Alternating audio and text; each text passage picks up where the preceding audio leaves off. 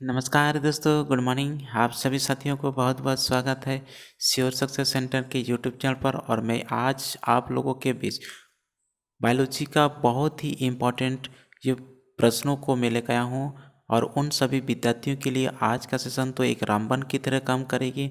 जो विद्यार्थी group D का परीक्षा देने वाला है वो आप सब लोग आज के सेशन को अंत तक जरूर देखिए, क्योंकि दोस्तों आज का ये सेशन से आपका 1 या 2 सवाल जरूर लड़ेगा। तो आप सब लोग आज का सेशन को मिस ना करिएगा। दोस्तों, अगर चैनल को सब्सक्राइब नहीं किया है तो चैनल को भी सब्सक्राइब जरूर करिएगा, ताकि आप लोगों को जो वीडियो मिलते रहे, जब भी मैं अपलोड करूँ तो आप लोग को सबसे पहले वीडियो मिले। तो चलिए दोस्तों, इसी के साथ आज की सेशन को शुरू करते हैं। आज का सेशन का पहले सवाल आपके स्क्रीन पर आ चुका है और सवाल क्या है, मक्का किसका अच्छा स्रोत होता है। तो मक्का किसका अच्छा स्रोत होता है दोस्तों? स्टार्च। स्टार्च का ये स्रोत होता है। मक्का किसका अच्छा स्रोत है दोस्तों? स्टार्च। स्टार्च का ये स्रोत होता है। और स्टार्च का क्या होता है? कार्बोहाइड्रेट। कार्बोहाइड्रेट को ही क्या कहा जाता है? इसको स्टार्च कहते हैं।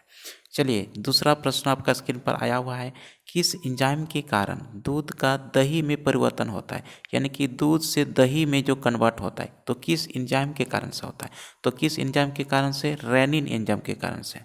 देखिए दोस्तों, रेनिन एंजाइम केवल बच्चों में ज़्यादातर पाए जाता है। और जैसे जैसे कोई व्यक्ति बड़े होते जाते हैं तो रेनिन एंजाइम की संख्या उसके शरीर से घट जाती है, जिसके कारण से बड़े लोग बच्चे की तुलना में दूध को डाइजेस्ट नहीं कर पाते हैं।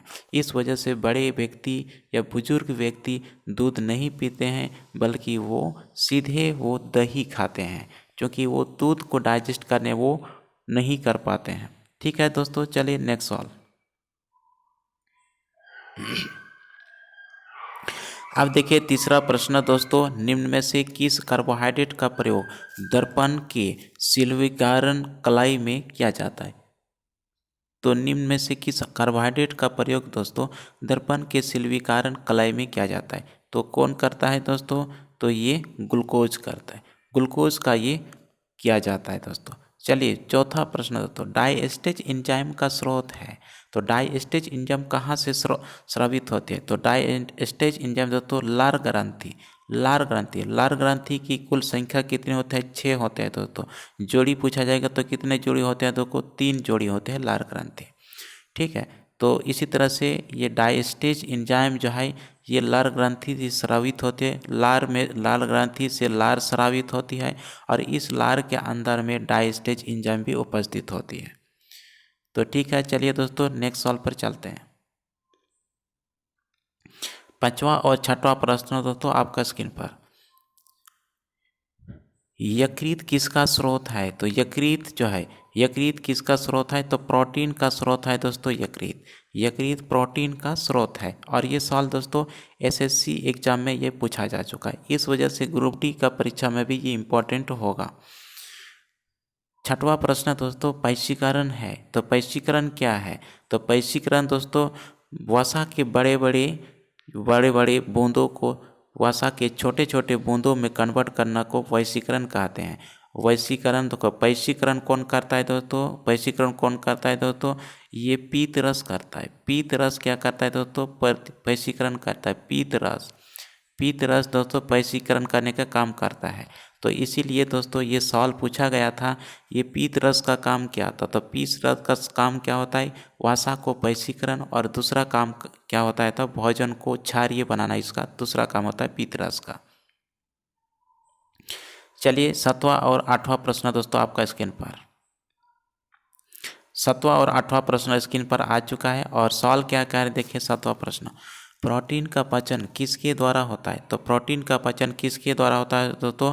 प्रोटीएज के द्वारा। प्रोटीन का पाचन किसके द्वारा होता है? प्रोटीएज के द्वारा। प्रोटीएज को ही दोस्तों कहा जाता है पेप्सिन कहा जाता है इसको। इसी को क्या होता है? इसको पेप्सिन कहा जाता है। प्रोटीएज को ही पेप्सिन कहा जाता है। और ये पेप्सिन क्या करता है? प्रोटीन को डाइजेस्ट करता है। प्रोटीन का डाइजेस्ट सबसे पहले दोस्तों आमाशय में होती है। प्रोटीन का डाइजेस्ट सबसे पहले कहाँ होता है दोस्तों? आमाशय यानी कि एस्टोमक में सबसे पहले प्रोटीन का डाइजेस्ट होता है। कार्बोहाइड्रेट का डाइजेस्ट दोस्तों सबसे पहले मुख गुहा में होती है। इसी तरह से दोस्तों आठवां प्रश्न बहुत लंबा है, लेकिन इम्पोर्टेंट भी उतना ही है। एंडोस्कोप एक ऐसा यंत्र होता है जिससे आमाशय में अल्सर का पता लगाया जाता है, या एक संकीर्ण नलिका है जिसे मुख के माध्यम से आमाशय में डाला जाता है। वो क्या होता है? तो वो होता क्या है दोस्तों? वो प्रकाशीय तंतु होता है। प्रकाशीय यानी कि एक लेजर एंडोस्कोप होता है दोस्तों, एक लेजर लाइट की तरह होता है एंडोस्कोप। आपका पथरीली चीज़ को आपको निकाला जाता है किससे? आप ये प्रकाशीय तंतु से। तो चलिए दोस्तों नेक्स्ट सवाल पर चलते हैं। 9वां प्रश्न और 10वां प्रश्न आपका स्क्रीन पर दोस्तों, और ये 9वां प्रश्न और 10वां प्रश्न उसके स्क्रीन पर देखो। खट्टे दूध में होता है, तो खट्टे दूध में क्या होता है दोस्तों? और ये सवाल एसएससी में ये पूछा जा चुका है। तो खट्टे दूध में क्या होता है दोस्तों? लैक्टिक अम्ल।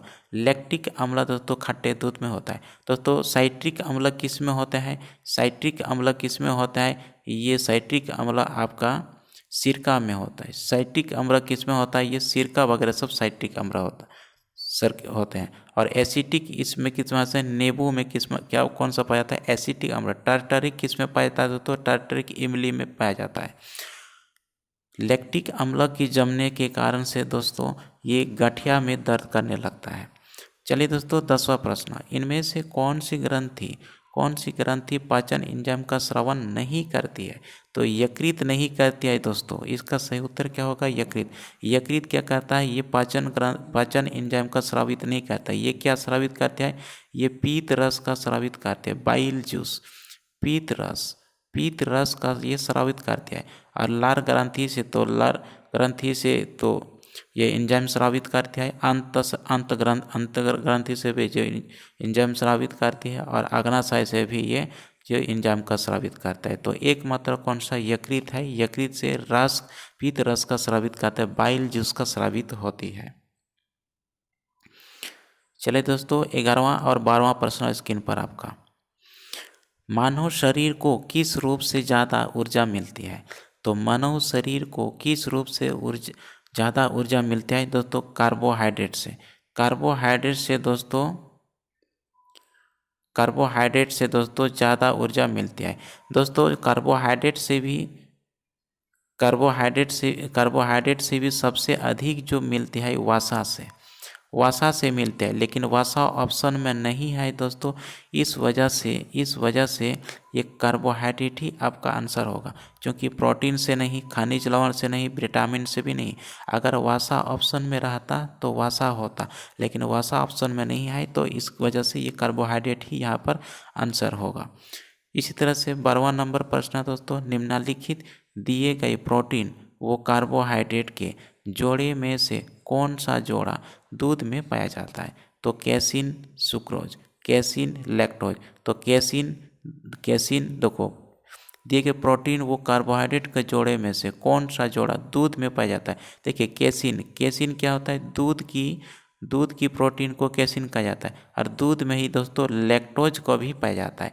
लैक्टोज जो जीवाणु होते हैं, बैक्टीरिया होता है, दूध में जो पाया जाता है। और ये कैसीन जो है ये दूध की प्रोटीन को कैसीन कहते हैं। तो ये दोनों जो है दोस्तों दूध में पाए जाते हैं। चलिए दोस्तों अगला सवाल आपका स्क्रीन पर 13 नंबर और 14 नंबर प्रश्न एक साथ। इनमें से क्या जंतुओं के भोजन में शामिल होता है? तो कौन सा जंतुओं के भोजन में शामिल होता है दोस्तों? सेलुलोज जंतुओं के भोजन होता है। सेलुलोज कहाँ पाया जाता है? तो ये पेड़ में क्या आता है? सेलुलोज पाया जाता है। पेड़ में क्या आता है? सेलुलोज पाया। पेड़ के जो छाल होते हैं, इसकी जो बर्क होते हैं, ये किससे बना होता है? ये सेलुलोज का ये बना होता है। 14 नंबर प्रश्न दोस्तों, इनमें से कौन सा अम्ल मनुष्य के आमाशय में संश्लेषित होता है? तो मनुष्य के आमाशय में संश्लेषित होता है तो कौन सा? हाइड्रोक्लोरिक अम्ल। हाइड्रोक्लोरिक अम्ल की अगर हम बात करें तो pH मान कितना 2.2 होता है इसका pH मान। तो हाइड्रोक्लोरिक अम्ल को इसको HCl कहा जाता है। HCl इसी को ही दोस्तों हाइड्रोक्लोरिक अम्ल कहता है। और हाइड्रोक्लोरिक का pH मान की अगर हम बात करें तो 2.2 होती है। हाइड्रोक्लोरिक एक पूरा अम्लीय होता है दोस्तों, और ये आमाशय में भोजन को अम्लीय बनाने का काम करता है। और ये आमाशय से ये स्रावित होते हैं। आमाशय की दीवार से ये हाइड्रोक्लोरिक एसिड्स जो है स्रावित होते हैं, और ये आमाशय में ये जीवाणुओं को, बैक्टीरिया को मरने का, नष्ट करने का ये काम करता है। चलिए दोस्तों, आप 15 और 16 प्रश्न एक साथ। लार किसके पचन में सहायक है? तो लार किसके पचन में सहायक है दोस्तों? ये स्टार्च को पचन करने में ये सहायक है। ये प्रोटीन नहीं, फाइबर नहीं, वसा नहीं। लार किसके पचन में सहायक होता है? स्टार्च। स्टार्च यानी कि कार्बोहाइड्रेट को पचन करने में इसका सहायक होता है। इसी तरह से 16 नंबर प्रश्न, पीत को किसके द्वारा समावित किया जाता है? तो पीत को किसके द्वारा समावित किया जाता है? ये यकृत, क्योंकि यकृत से ही दोस्तों क्या निकालते हैं? पीत निकालती है। यकृत से ही पीत निकालती है, यानी कि और पीत निकालती है, पीत रस निकालती है, और ये पीत रस निकाल के यकृत से निकाल के ये गोल ब्लैडर में जाके यानी कि पित्ताशय में जाके स्टोर होने का काम करता है। तो ये पीत को किसके द्वारा समावित किया जाता है? तो यकृत के द्वारा ये स्रावित कर दिया जाए। नेक्स्ट सवाल पर चलते हैं दोस्तों। 17 नंबर और 18 नंबर प्रश्न एक साथ आपके स्क्रीन पर। इनमें से कौन सा कथन लार से संबंधित नहीं है? तो लार से संबंधित नहीं है कौन सा कथन दोस्तों? ये ऑप्शन नंबर बी, यानी कि यह रक्त में लाल रुधिर कणिकाओं को बढ़ावा देता है। तो ये लार से ये संबंधित नहीं है। और निकालने ये तो लार का काम होता है, और यह दांतों और मुंह को साफ रखता है कौन? लार ही करता है। अगर लार स्रावित नहीं होगा आपका मुंह से तो आपका मुंह साफ नहीं रहेगा, दांत भी साफ नहीं रहेगा। और होंठ और जीभ के संचलन से ये बोलने को सुविधाजनक जो बनाता है कौन? लार ही करता है। तो इसका जो क्या है, क्या नहीं हो सकता है? ये रक्त में लाल रुधिर कणिकाओं को बढ़ावा देता है, तो ये लार का कोई काम नहीं है। ऑप्शन नंबर बी इसका सही होगा। इसी तरह से दोस्तों, जीभ के किस भाग में खट्टे स्वाद की पहचान होती है? और ये दोस्तों एसएससी में ये भी पूछा गया है। जितने सवाल आज मैं लेके आया हूँ एसएससी में ये पूछा जा चुका है दोस्तों। इस वजह से आपके ग्रुप डी के परीक्षा में ये बहुत इंपॉर्टेंट हो सकता है। देखिए, जीभ के किस भाग में खट्टे स्वाद की पहचान होती है? तो इसका सही उत्तर होगा ऑप्शन नंबर सी, यानी कि किनारे भाग का। किनारे भाग का ये क्या होता है? ये होता है। और इसका आग्रा वाला भाग से दोस्तों, इसका आग्रा वाला भाग से क्या होता है? आग्रा भाग से ये नमकीन या मीठा का ये क्या होता है? इसको चखा जाता है। मीठा का ये भाग होता है आधा वाला, ठीक। मध्य वाला भाग में कोई टेस्टी का वर्ड नहीं होता है। मध्य वाला कोई टेस्टी वर्ड नहीं होता है। और सबसे पीछे किसका? कड़वा होता है। कड़वा होने का किधर आपको एहसास कराता है? आप जीभ के सबसे पीछे। और सबसे आगे में आपको मीठा नमकीन का जो एहसास कराता है। और बीच वाला भाग में कोई टेस्टी वर्ड नहीं होता है, एकदम पूरा नील रहता है। इसी तरह से 19 नंबर और 20 नंबर का प्रश्न आपका स्क्रीन पर दोस्तों। ये 19 नंबर और 20 नंबर का दोस्तों आपके स्क्रीन पर क्वेश्चन आ चुका है। आप इसका बताइए। 19 नंबर का प्रश्न दोस्तों आपका स्क्रीन पर। चलिए, 19 नंबर का प्रश्न, पाचन की क्रिया में सहायक है। तो पाचन की क्रिया में दोस्तों सहायक है क्या? एंजाइम। एंजाइम दोस्तों पाचन की क्रिया में बहुत ज़्यादा सहायक है, क्योंकि एंजाइम के कारण से ही पाचन होता है। इसके बाद देखो, इनमें से कौन पाचन एंजाइम नहीं है? देखिए, पेप्सिन तो पाचन एंजाइम है, जो कि वो आमाशय से निकालती है। रेनिम भी डाइजेस्टिव एंजाइम है, ये भी दोस्तों आमाशय से निकालती है। और यहाँ एमाइलेप्सिन ये भी डाइजेस्टिव जो एंजाइम है। तो ये 1, 2 और चौथा वाला तो डाइजेस्टिव एंजाइम है। तो इंसुलिन दोस्तों ये क्या होता है? ये हार्मोन है। ये क्या दोस्तों? ये हार्मोन है। इंसुलिन जो हार्मोन है, और ये कहाँ से निकालती है? ये पैनक्रियाज से निकालता है। पैनक्रियाज को इंग्लिश में, हिंदी में क्या कहते हैं इसको? इंग्लिश में को क्या कहता है? इसको अग्नाशय। इसको क्या कहता है? इसको अग्नाशय। तो अग्नाशय से एक इंसुलिन जैसे हार्मोन स्रावित होता है। और अग्नाशय का कौन सा सेल से? ये बीटा सेल से ये स्रावित होते हैं दोस्तों। और ये शुगर को कंट्रोल करने का ये काम करता है कौन? इंसुलिन। आप देखिए दोस्तों, 21 और 22वां प्रश्न आपका स्क्रीन पर। देखिए, 21 नंबर प्रश्न को ही पहले करते हैं, क्योंकि ये पूरी नहीं दिख रहा है। 22 नंबर चलिए दिख जाएगा, ठीक। इनमें से किन जीवों को भोजन उनके शरीर में ग्रहण करने से पहले ही पच जाता है? तो कौन सा जीवों का दोस्तों ऐसा होता है? जीवाणु और कवक का। जीवाणु और कवक का दोस्तों उसके जो शरीर में ग्रहण करने से पहले ही वो डाइजेस्ट हो जाता है, पच जाता है। ये सारा दोस्तों एसएससी में पूछा जा चुका है। इसी तरह से दोस्तों आपका ये 22 नंबर प्रश्न, निम्नलिखित दिए गए 4 स्रोतों में से कौन सा एक स्रोत ग्रंथि से कार्यवाही स्थल तक परिवहन के साधन के आधार पर अन्य 3 से भिन्न है? तो कौन सा दोस्तों? पित्ताशय। तो कौन सा, सॉरी पित्त, कौन सा होगा? तो पित्त। तो ठीक है, तो इसका सही उत्तर का ऑप्शन नंबर यानी कि सी। चलिए दोस्तों अगला जो सवाल है आपका आज का यही दोस्तों अंत रहेगा। तो चलिए दोस्तों इसी तरह से आज आप लोगों के बीच में लेकर आया था। तो चलिए दोस्तों आप ये सवाल जो है आपका स्क्रीन पर आ चुका है, ये 23 नंबर प्रश्न दोस्तों। जो 23 नंबर प्रश्न बहुत इंपॉर्टेंट है। कौन सा एंजाइम, कौन सा एंजाइम प्रोटोजोआ को छोड़कर बाकी सभी जंतु जगत में से पाया जाता है? तो कौन सा एंजाइम दोस्तों? एंजिन नहीं है, एंजाइम है। तो एमाइलेज दोस्तों, एमाइलेज जंतु जगत है क्या है? ये सभी जंतु जगत के जंतुओं में ये पाया जाता है। कौन सा? Amylase enzyme. ठीक है, इसी तरह से दोस्तों 24 नंबर प्रश्न जो स्क्रीन पर दिख रहा है, इनमें से कौन से पाचन अंग में अम्ल उपस्थित होता है? अम्ल उपस्थित है आमाशय दोस्तों। आमाशय को इंग्लिश में एस्टोमक बोलता है। एस्टोमक दोस्तों बोलते हैं। और एस्टोमक को ही क्या बोलते हैं? पेट बोलते हैं इसको। इसी को पेस्ट भी बोलते हैं।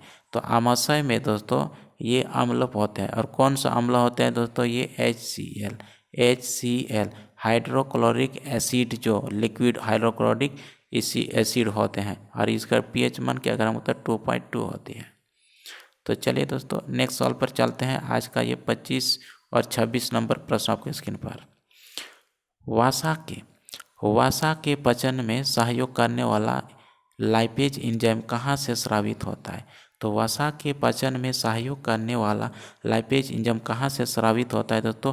अग्नाशय से। अग्नाशय से वसा के पचन में सहयोग करने वाला लाइपेज एंजाइम कहाँ से स्रावित होता है? अग्नाशय से स्रावित होता है दोस्तों। ठीक है, अग्नाशय से स्रावित होता है। देखो अग्नाशय से 3 प्रकार के एंजाइम स्रावित होते हैं। कौन कौन सा 3 प्रकार के? अग्नाशय मतलब पेनक्रियाज दोस्तों। अग्नाशय से कौन सा? टाल एंजाइम। टाल कौन सा एंजाइम दोस्तों? टाल एंजाइम का ये स्रावित होता है। टी मतलब ट्रिप्सिन एंजाइम, और ए मतलब एमाइलेज एंजाइम, और एल मतलब लाइपेज एंजाइम।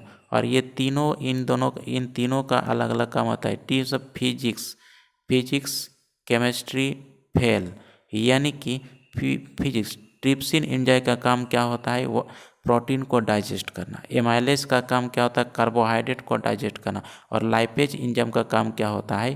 फैट माने वसा को डाइजेस्ट करना। वसा को ये डाइजेस्ट करने का काम करता है ये लाइपेज एंजाइम। और ये तीनों एंजाइम दोस्तों अग्नाशय से ही स्रावित होती है। इसी तरह से दोस्तों 26 नंबर प्रश्न जो पूछा गया है, कौन सा अंग विषाक्तता को खत्म करता है तथा पचन के लिए रसायनों का उत्पादन करता है? तो यकृत दोस्तों एक ऐसा अंग होते हैं जो जितने भी ऑक्सीटोसिन पदार्थ होते हैं, जितने ऑक्सीटोसिन पदार्थ जो होता है दोस्तों, वो सारा दोस्तों कौन ले लेता है? ये यकृत ले लेता है। यानी कि विषाक्त पदार्थ जो भी खाते हैं तो सारा एब्जॉर्ब कौन कर लेता है? यकृत करते हैं। और ये दोस्तों यकृत दोस्तों ये एक रासायन उत्पाद करता है। ये रसायन उत्पाद करता है कौन? यकृत। जैसे कि पित्त रस जैसे रसायन को उत्पाद करते हैं। और यूरिया का भी निर्माण कहाँ से होता है? यकृत में। लेकिन यूरिया का जो खून से अलग होता है ये किडनी में होता है। चलिए दोस्तों इसी तरह से आपका ये नेक्स्ट सवाल दोस्तों आपका 27 और 28 नंबर प्रश्न आपका स्क्रीन पर। दोस्तों ये सवाल आपका स्क्रीन पर देखिए। सब्जी खराब होती है क्योंकि उनमें किसकी मात्रा अधिक होती है? तो सब्जी किस लिए खराब होती है? तो ये जल की मात्रा उसमें ज़्यादा होती है। और जल की मात्रा अधिक होने के कारण से ये सब्जी ये खराब होती है। इसी तरह से दोस्तों सवाल आपके 28 नंबर, इनमें से कौन सा अंग ग्लाइकोजन को ग्लूकोज में बदलता है? तो रक्त को शुद्ध करता है। तो कौन करता है दोस्तों? ये यकृत करता है। तो यकृत दोस्तों ग्लाइकोजन को ग्लूकोज में बदलता है। ठीक है, ग्लाइकोजन को किस में बदलता है, ग्लूकोज में ये बदलता है। ठीक है, चलिए नेक्स्ट सवाल। आज का 29 नंबर और 30 नंबर प्रश्न दोस्तों आज यहीं तक हम लोग डिस्कस करेंगे। ठीक है, तो सवाल क्या है देखिए, टेबल शर्करा किस प्रकार की शर्करा है। टेबल शर्करा दोस्तों, टेबल शर्करा किस प्रकार की शर्करा है, तो किस प्रकार का ये सुक्रोज शर्करा है। देखो टेबल शर्करा किस प्रकार का शर्करा है, ये सुक्रोज शर्करा होता है। ठीक है, चलिए नींबू किसके कारण खट्टा होता है, तो किसके कारण, साइट्रिक अम्ल के कारण से। देखो साइट्रिक अम्ल के कारण से नींबू क्या होता है, ये खट्टा होते हैं। तो आई होप दोस्तों आज की सेशन आप लोगों को अच्छा लगेगा। अगर अच्छा लगेगा तो आप लोग लाइक शेयर कमेंट करना नहीं भूलिएगा दोस्तों। और चैनल को सब्सक्राइब नहीं किया है तो आप लोगों को वीडियो पाने के लिए आप लोग चैनल को सब्सक्राइब करके रखिएगा। ठीक है दोस्तों, थैंक यू वेरी मच। कल फिर मिलेंगे आप लोगों के साथ।